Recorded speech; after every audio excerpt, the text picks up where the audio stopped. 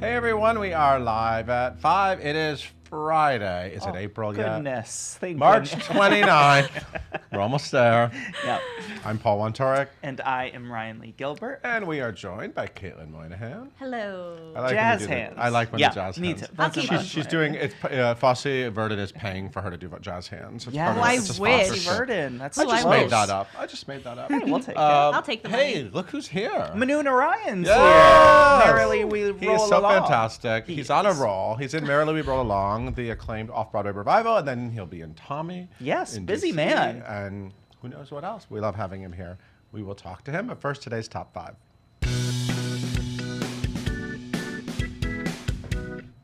This is some big news. Clever. Yes. It really wasn't that fun. I mean, no offense.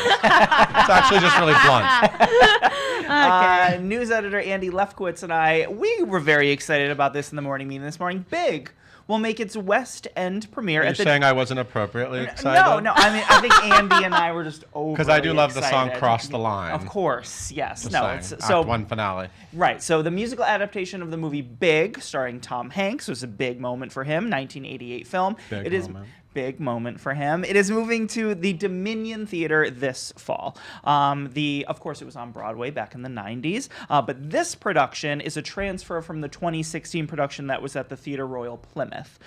So Morgan Young will be directing. Jay McGinnis will be reprising his acclaimed performance as Josh. It features a Tony-nominated book by John Weidman and a Tony-nominated score by David Shire and Richard Maltby. If you don't know what Big is all about, here's a little description. It centers on 12-year-old Josh who wants nothing more than to be big. When a mysterious Zoltar machine grants his wish, he finds himself trapped inside an adult's body as he is forced to live and work in a grown-up world. He is surprised when his childlike innocence has a transforming effect on the adults he encounters. It's a beautiful movie. It's a fantastic show. It has great songs, including Cross the It's Line. interesting that it's never been in the West End before. No, this is its West End premiere. And it's one of those shows that didn't run as long on Broadway as people thought it would. It did not, But no. I feel like nowadays it might actually do better. Yeah, and the 80s are having this whole, like, people are super into the 80s material right now, so Yeah. who knows? Maybe we'll see it on the boards very again soon. Additional casting for the show will be announced soon, but yes, it will play September 6th through November 2nd at the Dominion Theater. There's no sweat when it comes to this transfer. You're really killing it. Are they with all the just going to be titles. So this is- titles? Maybe. Yes. You'll This have is to. today's theme.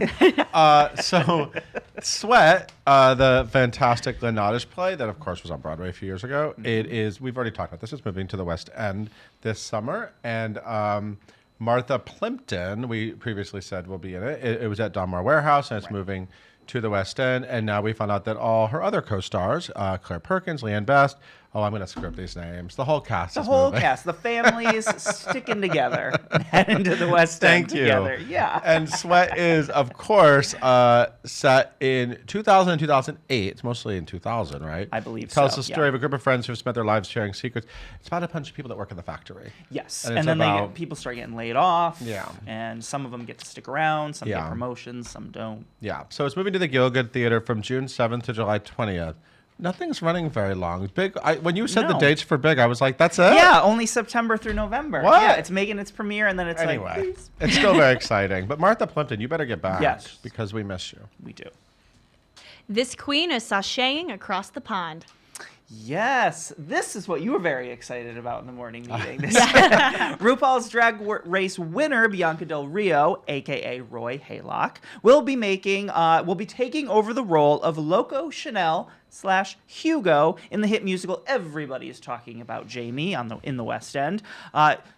He will be playing the role through May 6th through June 29th at the Apollo Theater, succeeding Shane Ritchie, who will play final performance on May 4th. Bianca Del Rio was, of course, the season 6 winner of RuPaul's Drag Race. Toured all over the country, done lots of shows. It was also a costumer on Broadway, which I didn't know about. Yeah, I this first morning, heard about Roy way before I saw Bianca Right. Del Rio on Drag Race. And oh my God, so funny. Yeah, Such a funny no. character. Also has appeared in Gypsy, Cabaret, and Rent.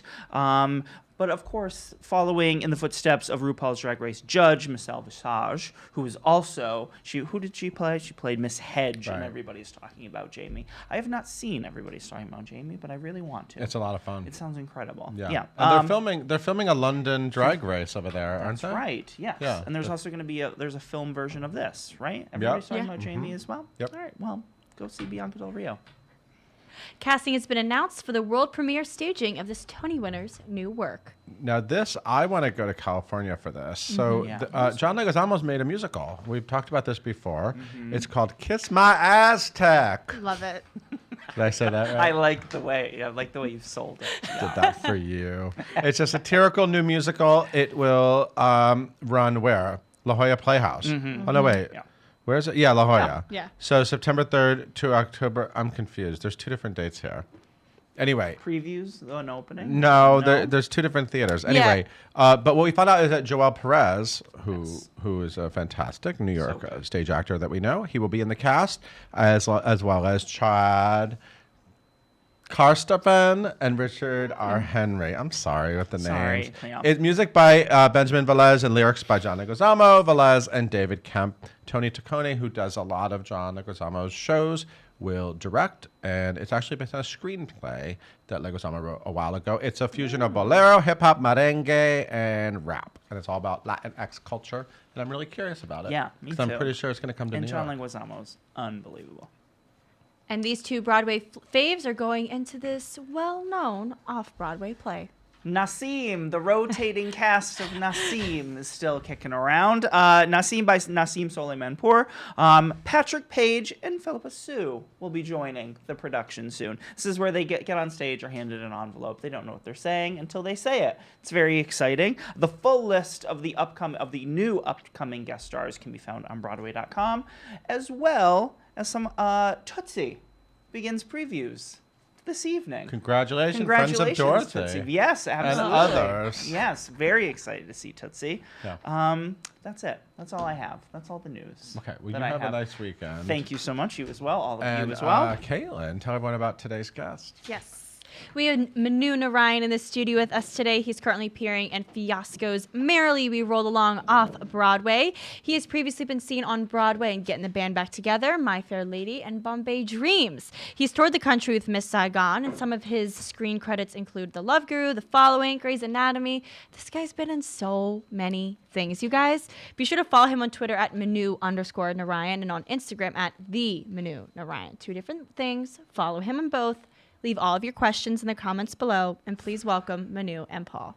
Hello. Thank you, Caitlin. Hello, Manu. Hello. How are you? Good. How are you doing? Good to see you It's great to again. be here. You Thanks, are busy. I am very busy. You're like really going from like gig to gig to gig. I like it. Yeah, I'm into it. I'm fortunate this year and last year. It's been great. Yeah. So Merrily We Roll Along. Yeah.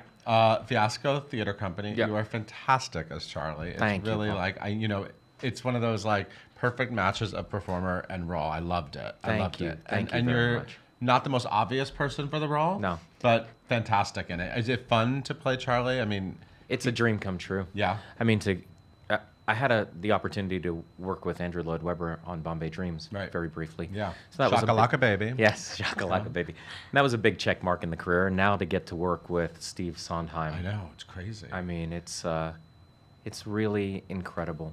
And for him, he was there throughout the rehearsal process. He sounds like he was really a big part of the creation of this production. Absolutely. I mean, sort of had the final say on pretty much everything, and has really taken Fiasco Theater under his wing to really support these wonderful artists. I mean, the 6 people who run Fiasco Theater, 4 of whom are on stage with me every night, and 1 who directed us, Noah Brody, really bring an intellectual pursuit and questioning of the work, and I think Steve really appreciates that. At least that's my observation. Plus, it's a musical that has never had a great Broadway run yet. So it's a musical that's always people always want to sort of get in and get their hands dirty, trying to sort of like rethink it and put their own spin on it. And this one I think is really great because what was concentrated on in the rehearsal room were the relationships of the 6 main characters: Charlie, Frank, Mary, and then Beth and Joe Josephson. Yeah. and Gussie. And Yeah. so they've cut Can't out. forget Gussie. Can't She's a forget star. Gussie. Yeah. So they've cut out a lot of the other things and made it a one-act piece of theater instead of 2 acts. And Jessie Austrian, who's one of the artistic directors of Fiasco and plays Mary, she was saying in a talk back the other day, and I hadn't thought about it, that cutting out the intermission, the whole show is about time. Yeah. And time going backwards and what happens to relationships with time going backwards. But if you have an intermission, it takes the audience outside of that and puts them back into their own time. So taking away the intermission kind of keeps people in the world of the play, and I think that's important. Yeah. But it is very scaled down. Yes. Like it's how many performers? Just It's only 6. Literally 6 performers. 6 performers. And there are some scenes that require more performers, and that's handled creatively. Yeah. There are different. I mean, it's, Yeah, it's yeah, really, yeah. No, it's so people play multiple characters. Yeah. We have this whole the blob. Some actors are on wheels. Yes, we've created some actors who are Spoiler puppets. alert. And Alex Gemignani, whose father Paul Yeah. was the original music supervisor on the Broadway production, has supervised us here and given the music supervision, and also done new orchestrations. Yeah. For an 8-piece orchestra, live orchestra. So it's And kind of made amazing. some bold decisions with the music too. Yes. Some of the songs are sped up, some are slowed down. Yeah. Like it's not necessarily. And it's funny to see Fiasco and Alex going back and forth with Steve about that, because you really have to make your point and argue for why you want to do it, and argue dramatically for why. And I think the points were made in such a strong way that Steve acquiesced. What is it like doing Franklin Shepherd Inc.? That's such a showstopper, such a fantastic song. If you want to do a little bit of it or not. Does it actually takes place at a talk show, doesn't it? Yes, Like, it sure does. you could It's just like have this. You We can have can- a breakdown right now. Right now. Is that a fun song to? I love that whole scene and that. It's sort man. of a real brilliant Sondheim moment. What a gem to be able to do that song and then turn around and sing "Good Thing Going" a little later. It was a huge mountain to learn. It was definitely, it took many passes, and I'm so thankful that Noah and Alex and Steve allowed me to kind of play with it for much of rehearsal. And then we sort of got much more specific as we got close to previews. But it's amazing. I saw Lonnie Price has been to the show, who was the original created the Charlie. role, yes. He created the role. And he also directed the documentary. Yes. About the making of. And Merrily. you talk to the guys who've played it, and so many of them say this is the best role that they've ever had. And it's hard to argue with it. It's written so well, the role. The musical is a real gem of a musical. The music is incredible.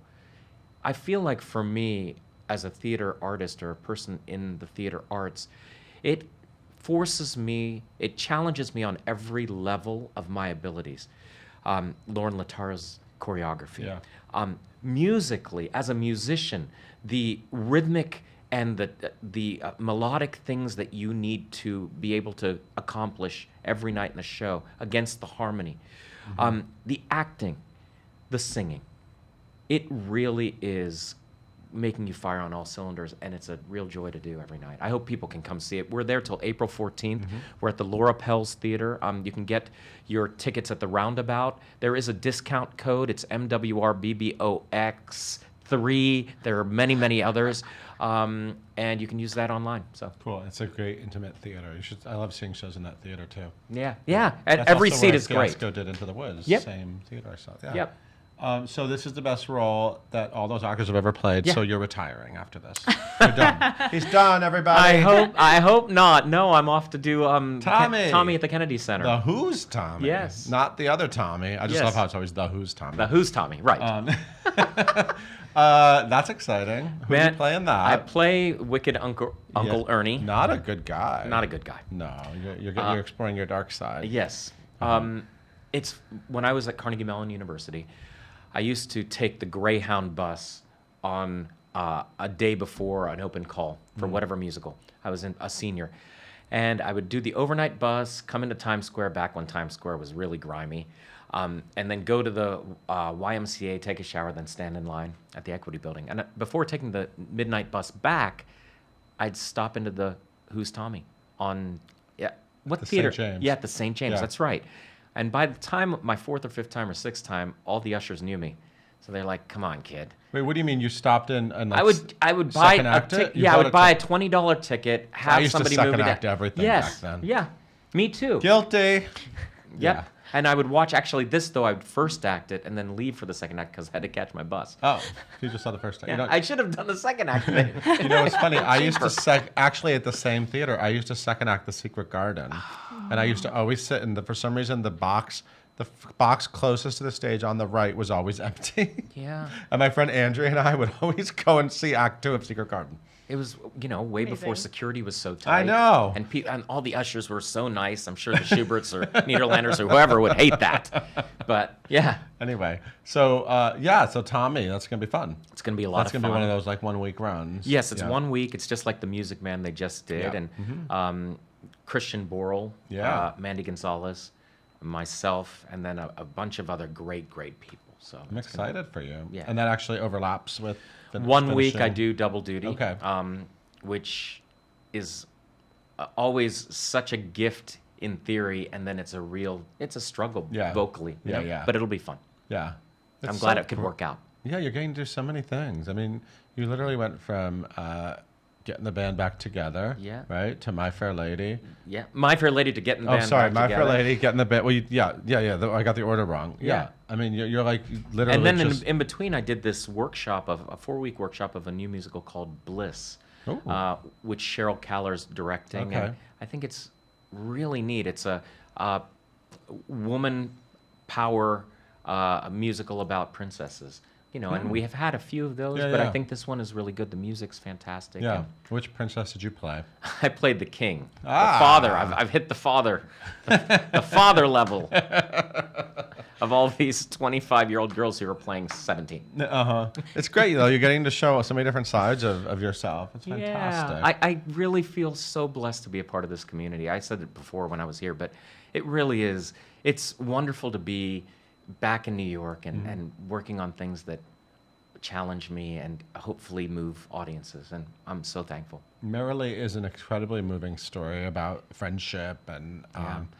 does it when you're in that, does it sort of, do you dig deeper about your own relationships and think about sort of these, there are all sorts of relationships that sort of fall apart over time, and when you Yeah. think about yourself as a young person and now, and Oh, absolutely. Every night on that rooftop, final scene, beautiful. yes. The Fiasco Theater, so many of those company members went to undergrad with my wife, Laura Oh. Chen, at Brown University. Okay. And Alex Geminiani's grandfather, Robert Page, he was one of the legendary choral conductors of the 20th century. Oh, wow. Robert Shaw and Robert Page, classical music. And he really took me under his wing back at Carnegie Mellon before I was even in college. And it's because of him that I am in this business. Wow. He sat my Wow. parents down and said, Wow. you know what, you shouldn't. I got into the engineering program at Carnegie Mellon, and he said, no, he really has a future in the performing arts. He should go into it. He wrote all my college recommendations, and then I had him at Carnegie Mellon for 4 years. So every night on that rooftop, I think of him, and I think of, gosh, how different my life would be if Wow. that man had not claimed this life for me. And I know so many of your viewers must have that in their lives. And I think that that's what Merrily We Roll Along really allows any generation of audience member to see. And especially the older ones. The Roundabout subscription audience skews on the older side, Yeah. right? But you hear people 60, 70, 80. At the end of the night, when the last chord happens, I hear an audible, and I think it really allows people to look back on their life and question and also celebrate the choices that have been made for them and the choices that they made themselves. Beautifully said. Well, And I'm sure it was important because I'm sure everyone in your family hadn't been in showbiz before no, you. no, exactly. First generation from India, Yeah. and they wanted Not me. the normal path. No. No. And like good, immigrant parents or even Jewish parents, Yeah. they wanted me to be a doctor or Yeah. or an Yeah. engineer, Yeah, absolutely. And Yeah, I'm Well, so I'm thankful glad. to him. I'm glad they did. I'm sure you would have been a great doctor. But I don't know about that. Caitlin, Yes. what are the people saying? Yes. So Kurt would like to know if you still maintain time for your saxophone playing and if being an instrumentalist helps inform your onstage musical acting experience. That's a great question. And yes, at one point I was a very, very solid classical saxophone player. And that was one of my majors at Carnegie Mellon at the School of Music. It absolutely informs my musicianship, sometimes for the better and sometimes for the worse. I think for Sondheim, it actually really helps me, especially in opening doors for those music people out there. You know, we have triplets at the beginning and we have to go into 16th notes right away. But in order to figure that out and do it rhythmically, you have to have some sort of musicianship, which everybody on stage does have. But my saxophone playing definitely helps me a lot. Interesting. Awesome. Interesting. What is Sondheim like? He is... He watches. Hi, Steve. He's watching. He's very quiet. He came to our first run-through in the room. So, you know, when you have your table read, when you first have the script, except we worked for 2 days learning the music. But then we had to sing it in front of him, and, you know, and he has a very stern exterior, a look of a stern person, but he's so kind and generous and giving. I will say, though, you know, there have been multiple times where you hear that one laugh in the audience, and you know it's him. And then all of a sudden, my words, my rhythm, all the things I said about how my saxophone helps me goes out the window. I start screwing up big time. Did he have any specific notes? Like, did he, like, when you did like Franklin Shepherd, like, was there anything like lines or like? No, you know what's funny? He let me kind of play and let Noah and Alex kind of inform it. And when I asked him at the opening night, I said, hey, Steve, first I asked him if I could call him Steve. And he said, yeah, sure. So I said, Steve, do you have any thoughts or notes for me now that we're at opening? You know, are there things that constantly you say, I wish I could have told him? I know sometimes he edited it himself because he didn't want to screw us up. And he wanted us to trust our process and our director. But he said, no, just one thing. Just never know that Franklin Shepherd Inc. is a showstopper. The minute the actor knows that, it screws up the whole thing. Wow. What a great note. What a great note, right? Yeah. It's a very, and to be honest, it's a note that I don't know how one can play other than, to me, that means just go back and play the given circumstances of the scene. Yeah. Yeah, it's so great. What's great about Sondheim is how open he is to new interpretations of his work. I mean, that's like that's what's so amazing. He is a modern day, for musical theater, a modern day Shakespeare. Yeah, absolutely. You know? Yeah. The work is that deep. Yeah.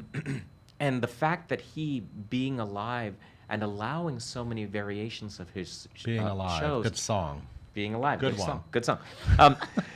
But allowing that means that for generations now, the world's open. Yeah.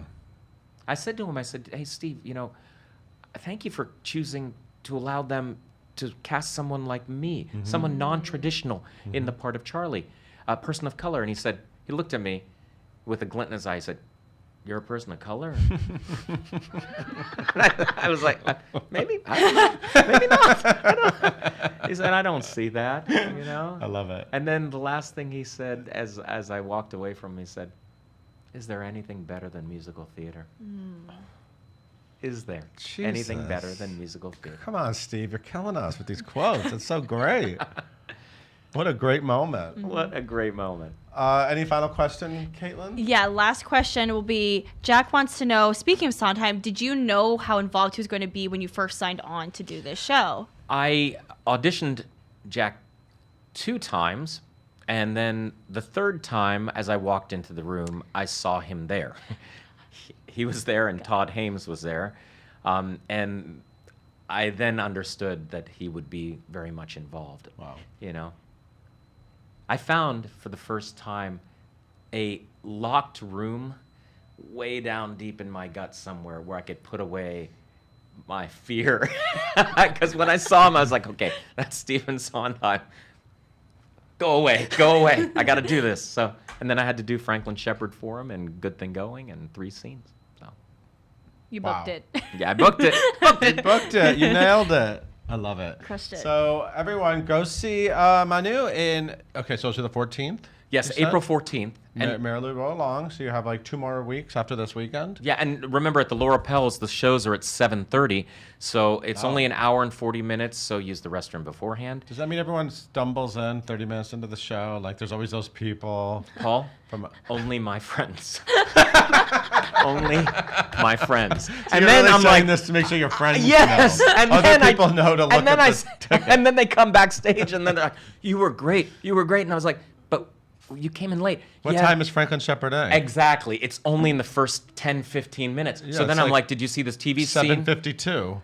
I had one friend told me, "Yeah, we saw the last part of that on the monitors outside. It was a great monologue." I was like, That's amazing. then they asked me to go out for a drink with them. I was like, "No, Nope. can't do it." Nope.